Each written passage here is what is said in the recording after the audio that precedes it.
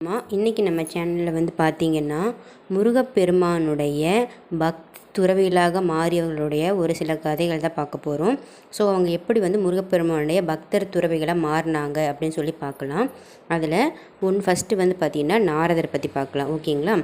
First நாரதர் வந்து என்ன பண்ணுறாருன்னா 3 உலகங்களையும் சுற்றி வராரு.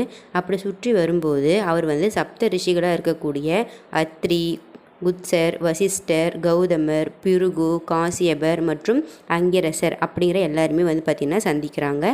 இவங்க எல்லாருமே வந்து பார்த்திங்கன்னா சப்த ரிஷிகள் அப்படின்னு சொல்லுவோம். அவர்களில் உயர்ந்த நிலையை பார்த்து பொறாமை கொள்கிறாரு நாரதர். ரிஷிகள்லேயே மிகவும் பிரபலமானவராக மாற விரும்புகிறாரு. ஸோ சப்த ரிஷிகள்னால் ரொம்பவும் பெருமை மிக்கவர்கள். ஸோ அவங்கள பார்த்து இவர் பொறாமப்பட்டு நானும் வந்து இந்த மாதிரி ரிஷிகளாக மாறணும் அப்படின்னு சொல்லி பிரபலமாகணும் அப்படின்னு சொல்லி நாரதர் வந்து ரொம்ப மாறுறதுக்காக ஆசைப்படுறாரு. அப்போ அவர் என்ன பண்ணுறாருன்னா ஸ்ரீ கணேசரிடம், அதாவது முருகப்பெருமானுடைய அண்ணன் கணேசரிடம் சென்று இந்த 7 ரிஷிகளை விடவும் எப்படி பெரியவராக நான் ஆகணும், அதுக்கான வழி என்ன அப்படின்னு கேட்குறாரு. அப்போ கணேசர் நாரதருக்கு வந்து என்ன சொல்கிறாருன்னா கீர்த்திகை விரதம்னு ஒரு விரதம் இருக்குது. அந்த விரதத்தை வந்து எப்படி கடைப்பிடிக்கிறது அப்படிங்கிறது வந்து நாரதருக்கு வந்து அறிவுறுத்துறாரு. மேலும் அவரை வந்து ஸ்கந்த வழிபாட்டில் போய் நீ ஈடுபடு அப்படி சொல்லி ஈடுபடுத்துகிறாரு. 12 ஆண்டுகள் என்ன பண்ணுறாருன்னா நாரதர் வந்து இந்த விரதத்தை வந்து அனுஷ்டித்த நாரதர் கடைசியில் என்ன பண்ணுறாருன்னா சுப்பிரமணியரோட அருளால் தனது இலக்கை வந்து அடைஞ்சு அவர் வந்து பார்த்திங்கன்னா சப்த ரிஷிகள்லேயும் மிகவும் சிறந்த ஒரு ரிஷியாக வந்து அவர் மாறுறாரு. ஸோ முருகப்பெருமானை வந்து நம்ம வந்து அடையணும், அவரோட முருக பக்தராக நம்ம மாறணும் அப்படின்னா நம்ம ரொம்ப கஷ்டப்பட வேண்டிய அவசியம்லாம் இல்லை.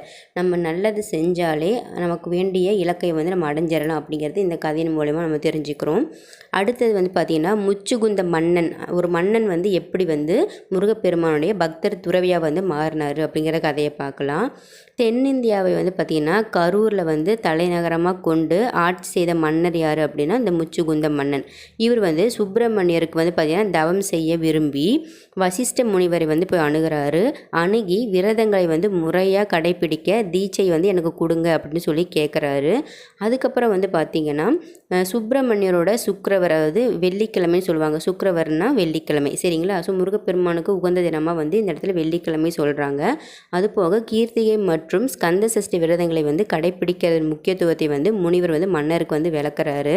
விரதங்களும் அதோட முக்கியத்துவம் மற்றும் அதை எப்படி கடைப்பிடிக்கணும் அப்படிங்கிற எல்லாத்தையுமே விரிவாக வந்து மன்னர் முச்சுகுந்தன் வந்து நம்பிக்கையுடனும் பக்தியுடனும் வந்து கடைப்பிடித்து அதை கற்றுக்கொள்கிறாரு. அப்புறம் கொஞ்சம் நேரத்துக்கு அப்புறம் மன்னர் வந்து ஸ்கந்த பெருமானோட பக்தியில் வந்து மிகவும் மூழ்கி இருக்கும் பொழுது இறைவன் வந்து என்ன பண்ணுறாருன்னா அவர் முன்னாடி தோன்றி அவருக்கு பல வரங்களையும் வந்து வழங்குறாரு. இறைவர் வந்து தனது சீடர்களான வீரபாகு மற்றும் அவரது சொந்த